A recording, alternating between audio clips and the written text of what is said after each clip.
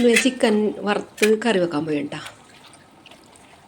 Chicken കുക്കറിൽ മഞ്ഞൾപ്പൊടി ഉപ്പ് ഇതെല്ലാം പുരട്ടി ഒരു വിസിൽ വേപ്പിക്കും. അതിനകത്തേക്ക് സവാള, ഇഞ്ചി, പച്ചമുളക്, വേപ്പില, വെളുത്തുള്ളി ഇതെല്ലാനും വാട്ടി കുറച്ച് തേങ്ങയും കൂടി വറുത്ത് അവിടെ വെക്കും.